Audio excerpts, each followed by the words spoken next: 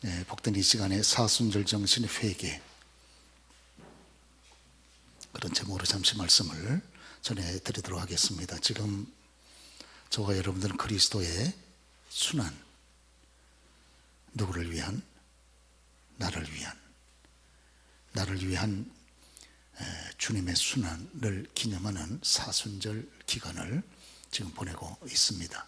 3월 2일서부터 시작해서 주일은 빼고 40일 동안의 기간을 우리가 주님의 순환을 기억하고 기념하는 이런 시간으로 보내고 있지 않습니까? 주님의 순환을 통해서 우리들에게 주어진 사순절 정신은 용서, 회개, 절제, 이런 여러 가지 정신을 우리가 교훈으로 받을 수 있는 것이죠. 그래서 지난 주간에는 용서에 대해서 말씀을 좀 드렸고, 오늘은 회개에 대해서 말씀을 좀 드리도록 하겠습니다. 회개라고 그러면 우리 한문으로 보면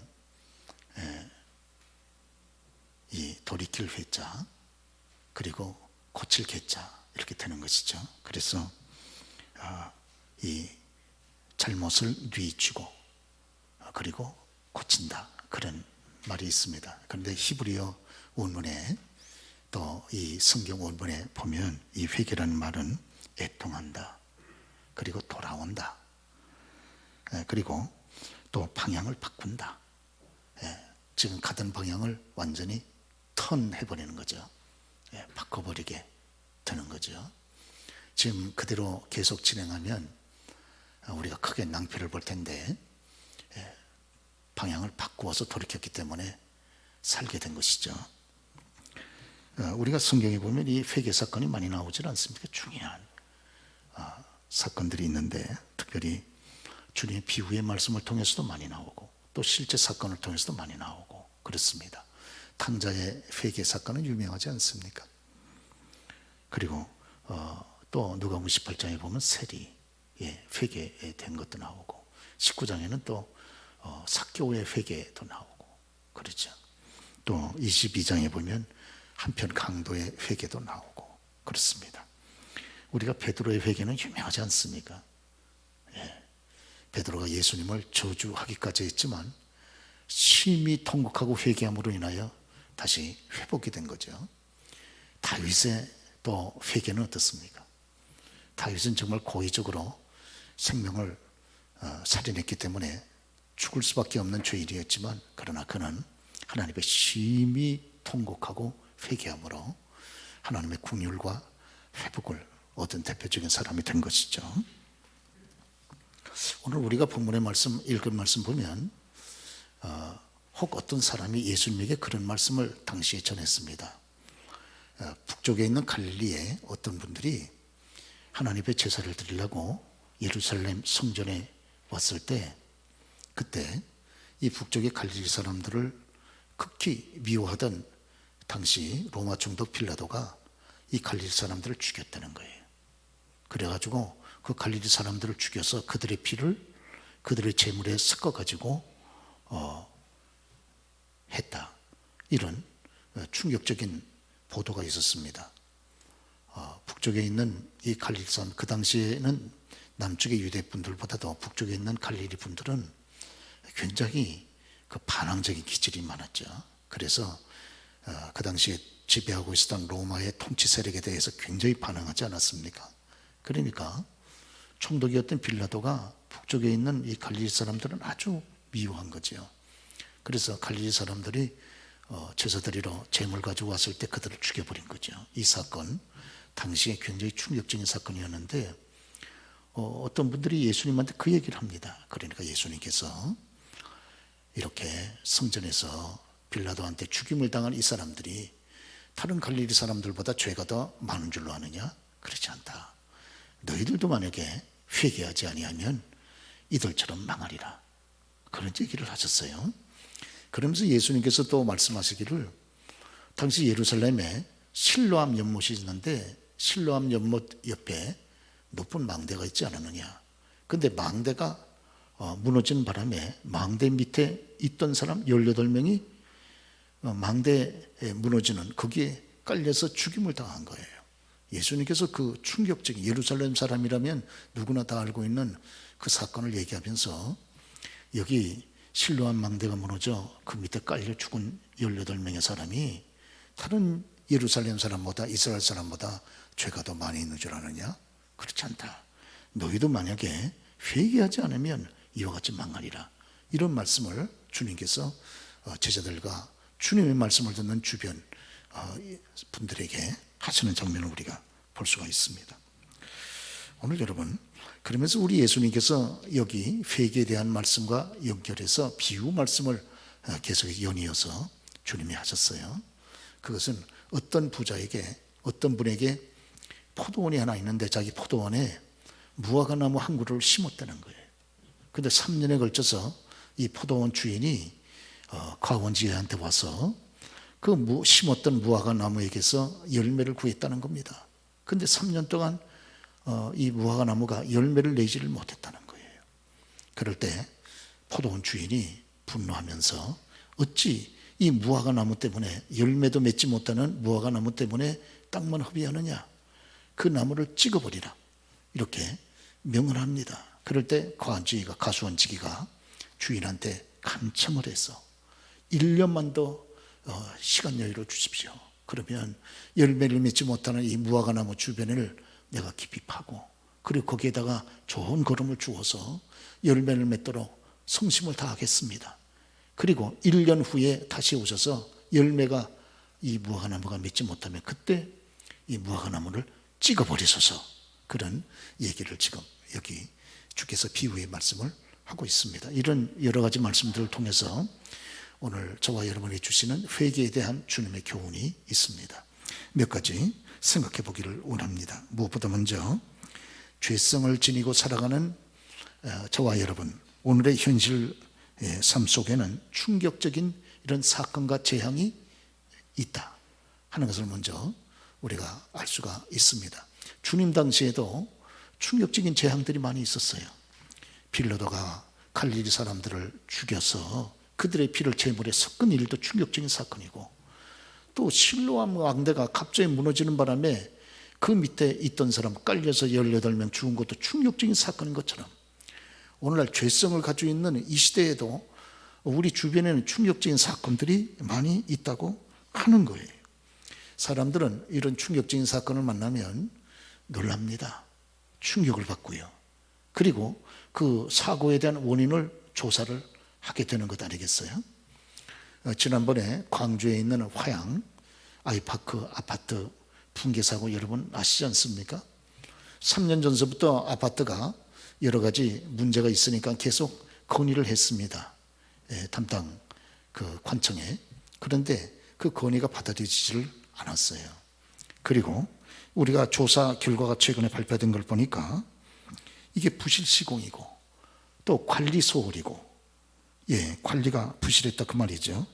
또 무리하게 정당하게 건축이 되지 않고 무리하게 또 이 공사가 진행이 되고, 이런 여러 가지 것들이 한데 복합이 돼서 이런 무서운 충격적인 사고를 일으키게 됐다, 그렇게 발표를 했습니다.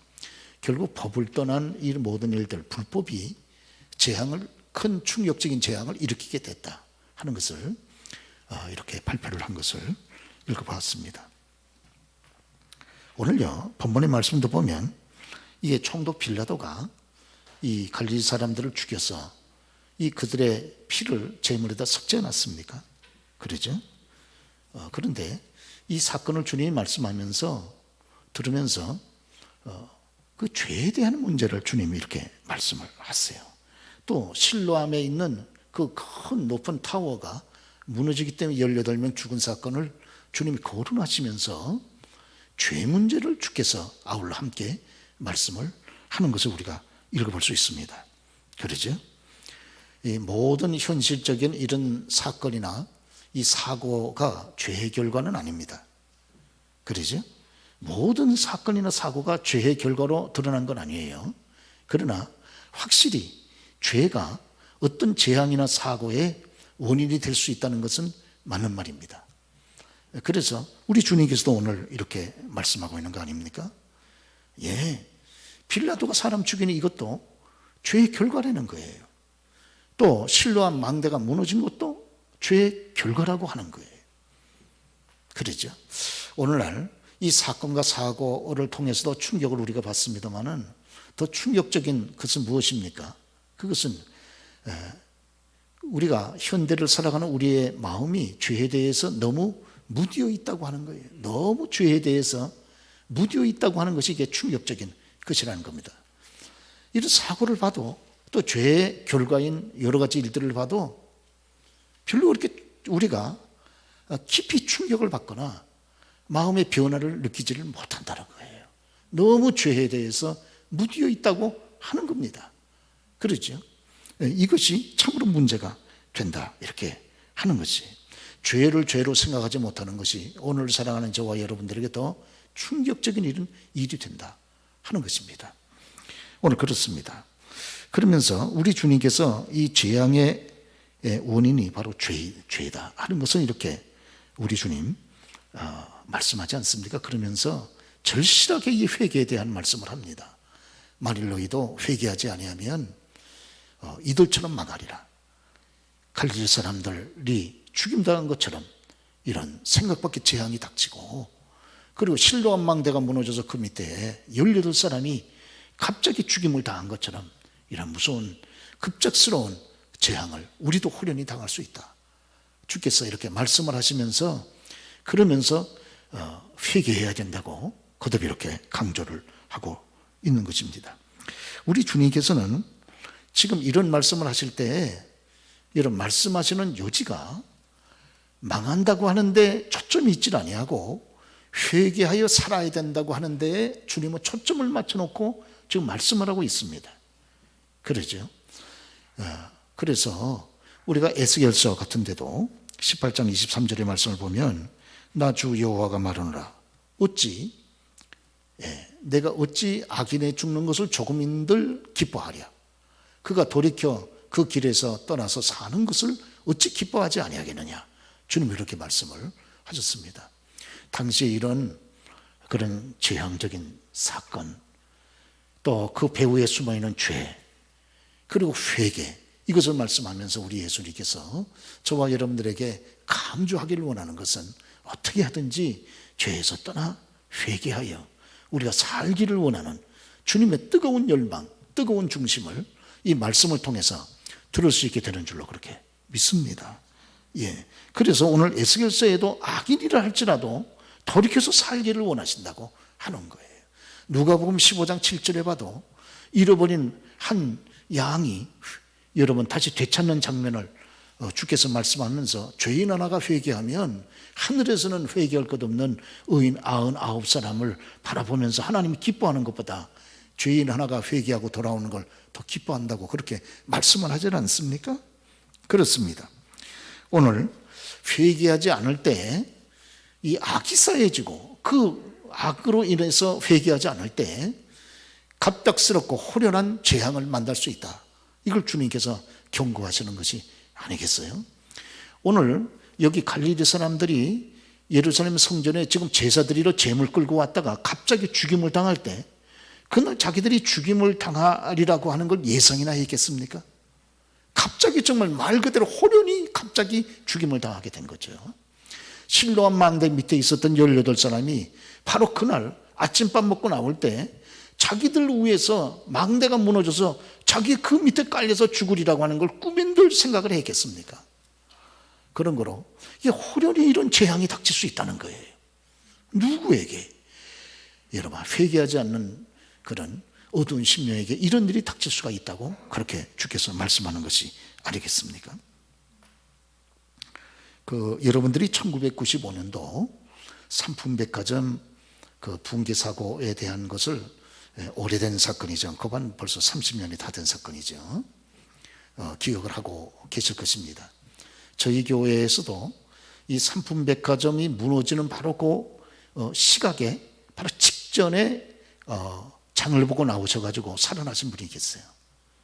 저한테 그 얘기를 하는 것을 제가 들어봤습니다. 조금만 그 안에서 지체했더라면 함께 매몰되고 사망하셨을 텐데 그렇습니다. 그리고 삼풍백화점 내에서 신우회를 운영하시던 신우회 회장님이 장로님이신데 저희 교회에 오셔가지고 저하고 같이 또 말씀을 나누신 기억이 새롭습니다. 이 삼풍백화점 502명이 죽었죠. 세계적인 대참사죠. 그 부상당한 분만 1000명이 넘고요. 지금부터 30년 거의 다 된 그 이전에 2,500억 원 그 손해를 봤고요. 기억하시는 분들이 많습니다. 이 사건으로 인해서 그 회장이었던 이준 씨나 그 아들 사장이었던 이한상 씨는 완전히 알거지 됐습니다. 완전히 땅바닥에 주저앉게 된 거죠. 후에 그 조사했습니다. 이와 같은 사건이 일어난 그 원인을 조사를 하면서 이렇게 쭉 결과를 발표를 했는데 내부 구조를 마음대로 변경시키고 그리고 부실시공, 무리한 건축, 그 다음에 감리부실, 안전무시 그리고 마지막 붕괴 직전까지 매상에 신경 쓰느라고 손님들 대피시키지 못해서 결국은 많은 이런 사상자를 내게 됐다 그랬습니다. 그리고 무리한 건축이나 부실신공을 하면 건축을 하게 되면 반드시 감리를 하지 않습니까? 꼭 감리를 받는다는 말이에요.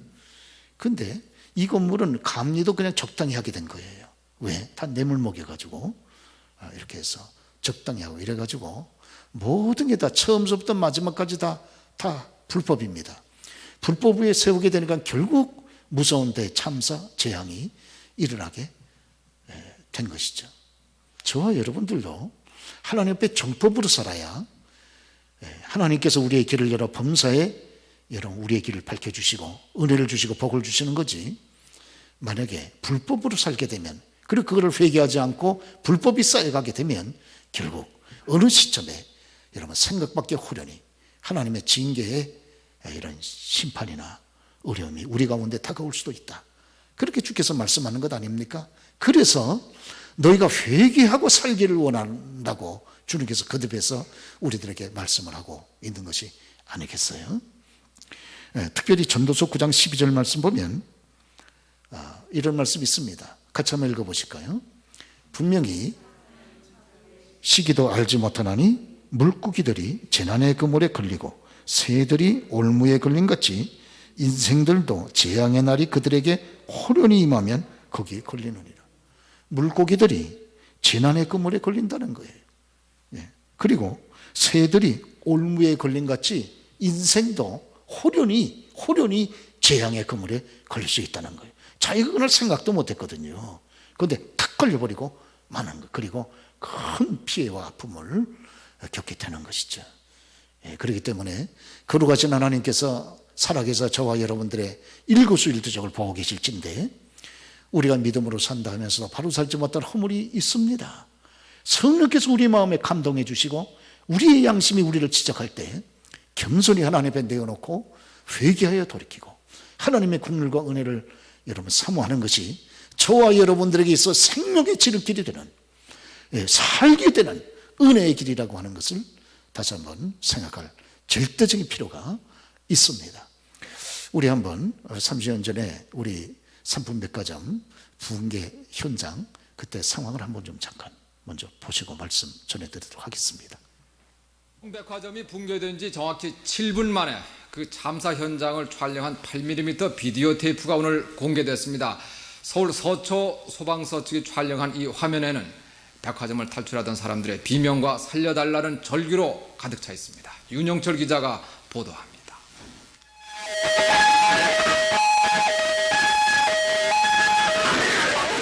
사고 현장은 연속적으로 울리는 사이렌과 비명 섞인 울음소리로 가득 찼습니다. 참사 현장을 빠져나온 사람들은 온통 피투성이었습니다. 콘크리트와 유리 파편 투성이인 도로 위에 그대로 쓰러진 시민도 한둘이 아니었습니다. 유리 조각 기타 여러 가지에서 아주 전쟁을 방불하는 그런 상황이었고요. 그동안에도 사람들이 많이 튀어나왔습니다. 그 피투성이 된 사람들이 저희 주위에서 아내다가 딸을 두고 나온 어머니는 남편 품에서 실신했습니다. 장보러 백화점에 들어간 어머니를 부르다 어린아들은 끝내 울음을 터뜨렸습니다.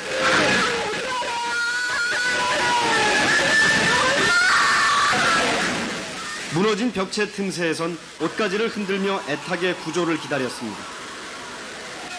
넥타이를 맨 회사원도 구조에 가세했지만 지옥 탈출의 길은 멀고도 멀었습니다.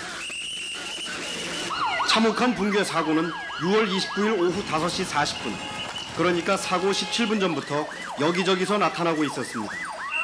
갑자기 쿵 하는 소리가 나더니 무너지는 소리가 들리더니 사람들이 피해라 하는 소리와 함께 우리는 5층 비상구로 내려갔습니다. 그 사이 백화점 경영진과 간부들은 고객들을 버려두고 자신들만 대피하기 시작했습니다. 계속 우직근거리던 건물은 정확히 17분 뒤 거대한 폭발음과 함께 주저앉고 말았습니다. 돌이 다 날라오고 매대가 다 엎어지고요. 사람이 주체할 수 없을 정도로 바람이 불었거든요. 그래서 이따가 다 엎드렸는데 이게 다 처음에는 매대가 엎어져서 이렇게 못 일어났는데 그 다음에 돌이 다 떨어졌어요. 백화점을 찾았던 손님들은 아무것도 모르는 채 무너진 콘크리트에 깔렸습니다. 그 사지를 빠져나온 사람들도 피범벅의 절규 속에 목이 맸습니다. MBC 뉴스 윤용철입니다. 그때 그 사장이었던 이한상 씨나 그 아버지 이준 회장은 영락교회 교인이었습니다. 이한상 씨는 영락교회 안수집사였습니다. 예, 어린 시절 모태 신자였고요. 예, 그리고 신앙생활은 그 뒤에 밝혀진 바에 의하면 극히 형식적이었고 한 달에 그저 한두 번 예배 드리기가 빠듯했고 이 사고 만나기 전까지는 성경을 단 한 번도 읽어본 적이 없다 그럽니다. 완전히 형식적인 신자죠. 이 사건 이후에 그 이준 회장이나 이한상 씨는 완전히 정말 바닥에 가라앉는 알거지가 됐습니다. 예. 그리고 얼마 지나지 않아서 이준 회장은 바로 죽었고요. 그 아들 이한상 씨는 감옥에 갇혀서 7년 형을 받아서 옥살이를 했고요.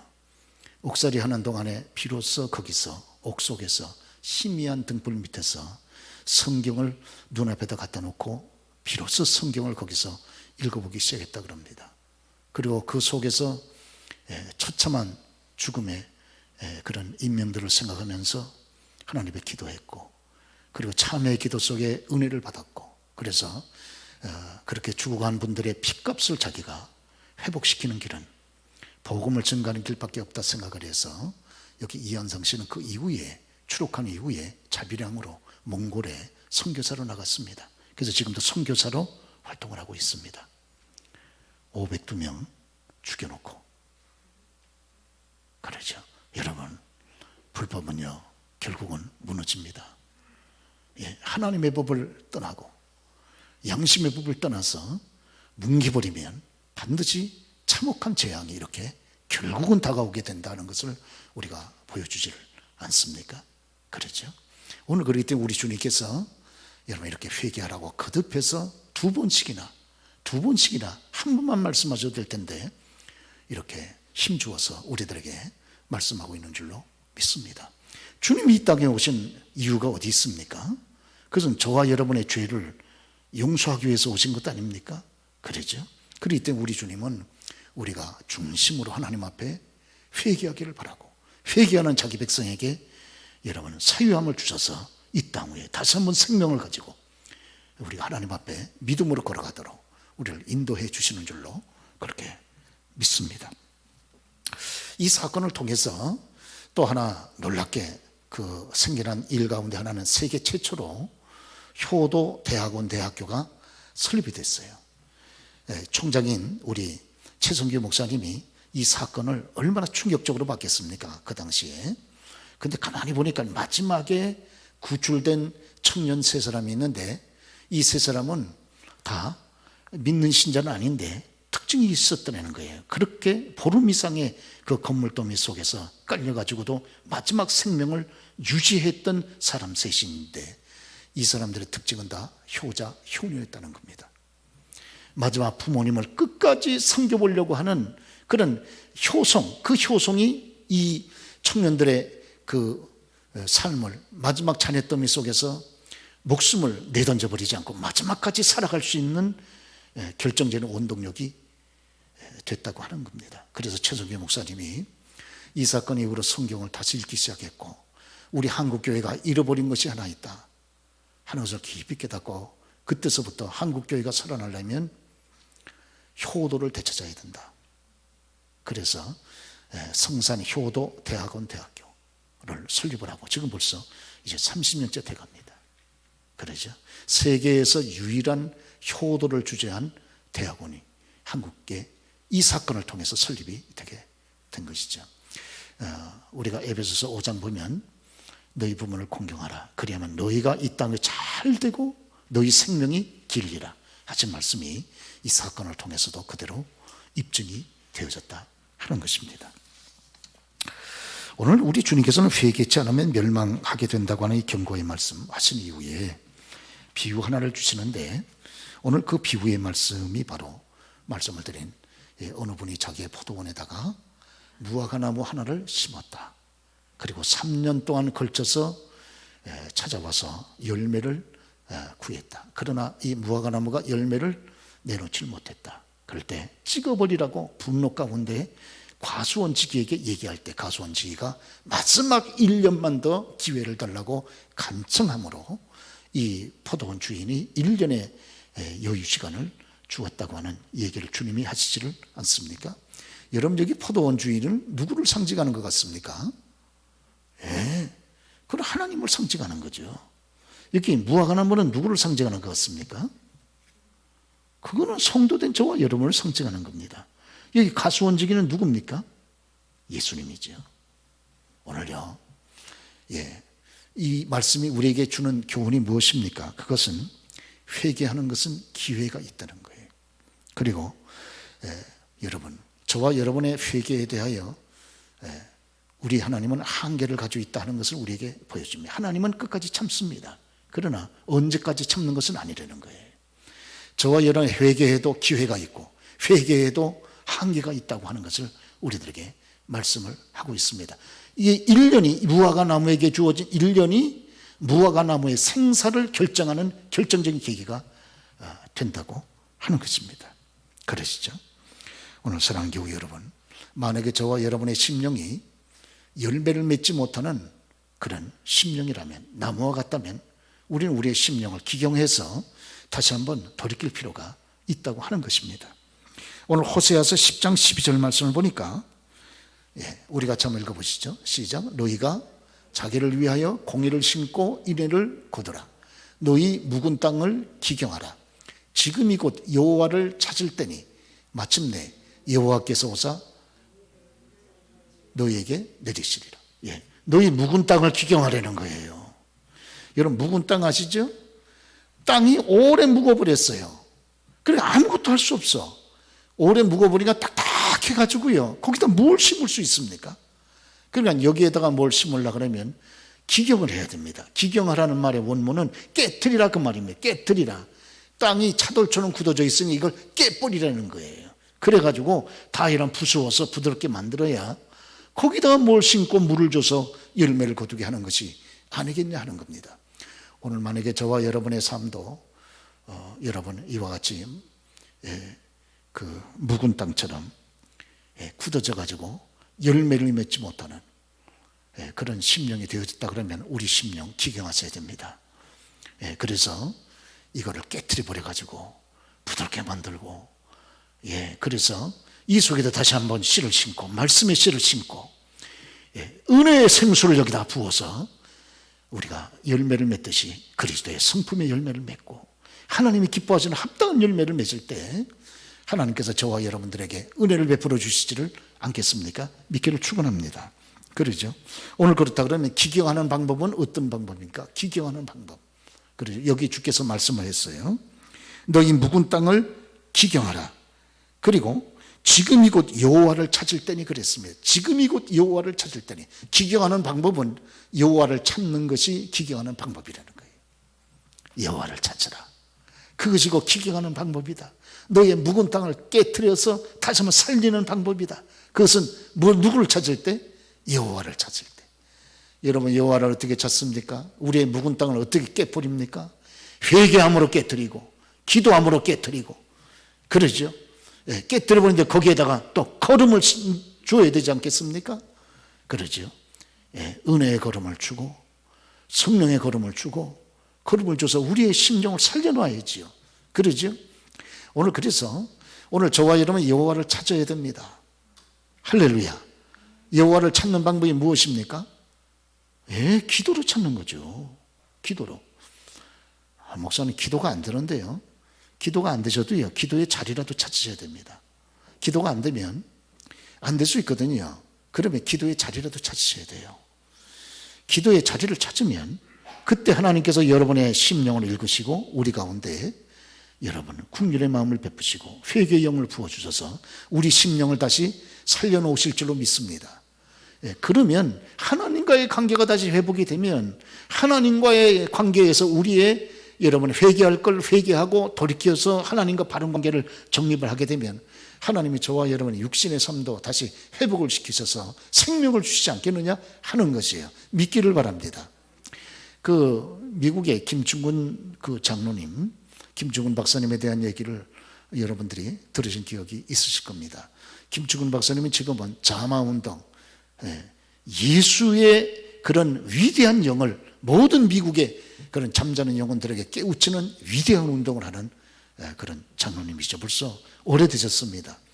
그런데 사실은 이 김충근 장로님은 30세 때 벌써 미국에서 크게 성공하신 분이죠.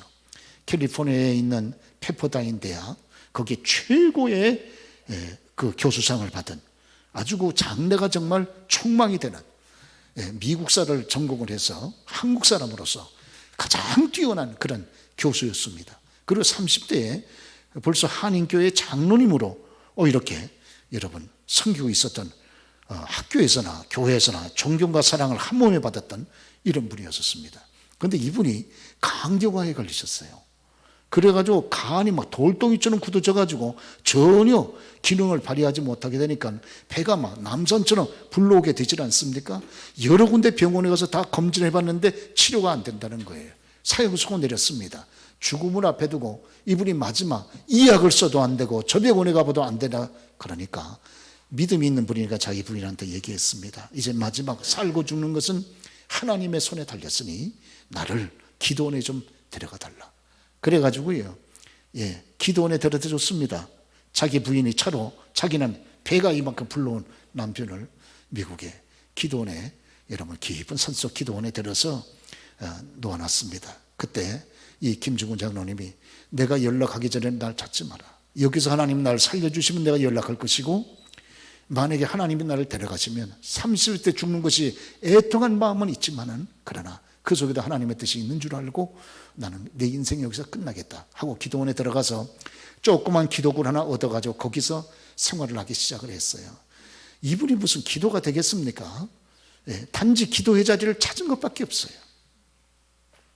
제가 말씀드리려고 하는 게 바로 이 점입니다. 이분은 거기서 자기는 한마디 기도할 수 없었다는 거예요. 무슨 기도를 거기서 할 수 있었냐는 거예요. 그러죠? 오히려 처음에 원망과 불평과 여러분 하나님을 향한 탄식만 여기 목구멍까지 가득했는데 왜 납니까 하나님?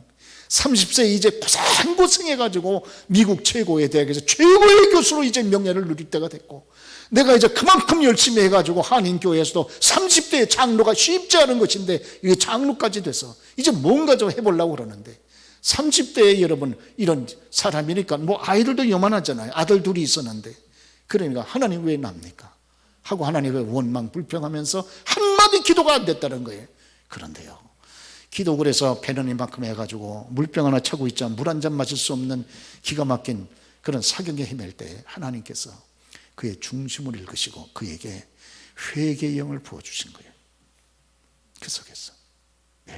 그래서 그 기도굴에 누워있을 때 하나님께서 과거에 자기 자신의 자기가 미처 생각하지 못했던 자기의 험악한 그런 어두운 불법적인 하나님을 슬프게 했던 다른 사람의 마음을 아프게 했던 그런 모든 죄악들을 하나님이 환상 가운데 쫙 보여주시다는 겁니다.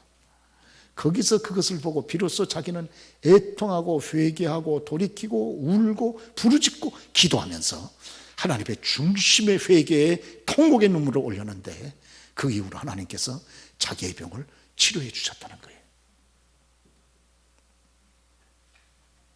그래서 이분이 자기의 자전적인 글을 썼는데 그 책 제목이 Whyme입니다. Why me? Why? 왜? me? 납니까? 처음에 여러분 죽을 병에 걸렸을 때 와임이 하나님 왜 납니까? 내가 이렇게 열심히 해서 성공했는데 왜 하필 이와 같은 때에 나에게 이렇게 죽을 병을 주셨습니까? 처음에 와임이는 원망의 와임이 왜 납니까 하나님? 그런데 기도원에 들어가서 하나님께서 회개의 영을 부어주사 그가 고침받고 난 다음에는 와임이 하나님 왜 나 같은 자를 살려주셨습니까? 와임이 어감이 달라진 거예요. 같은 와임이라도. 그래서 그의 와임이라는 책을 썼는데 베스트셀러입니다. 예, 그분이 쓴 책이 4권이 있는데 첫 번째 책을 제가 읽고 너무 감동을 받아가지고 두 번째 책 바로 사가지고 또 보고 세 번째 책 바로 사가 또 보고 저희 지금 2층에 도서관에도 그 와임이 책이 제가 기증을 해 놓았으면 언제 한번 기회가 되시면 한번 읽어보시길 바랍니다. 오늘 사랑하는 여러분, 우리가요 살 길은요 기도의 자리를 찾으셔야 돼요. 할렐루야.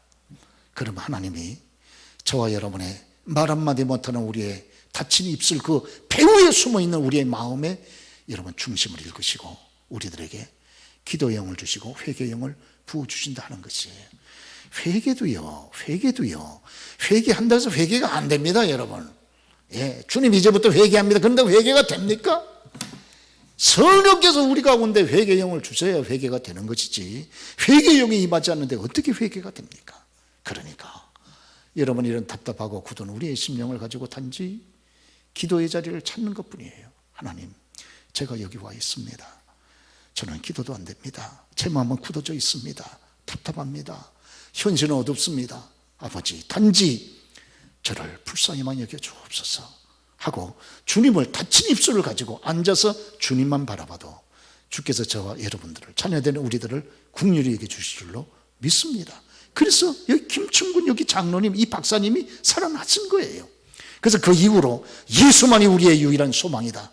그런 여러분 중심 모토를 앞세워가지고 자마 지저스 예수님을 자마 awaken 깨워야 된다. 이 잠자는 청년들의 마음을 예수로 깨워야 된다 해서 자마운동을 미국 전 지역을 다니면서 이분이 남은 생애 동안 일으키게 된 겁니다. 할렐루야. 그러시죠? 오늘 사랑하는 여러분, 주님께서 사순절의 가장 결정적인 정신 중에 하나인 회개에 대해서 우리들에게 말씀합니다.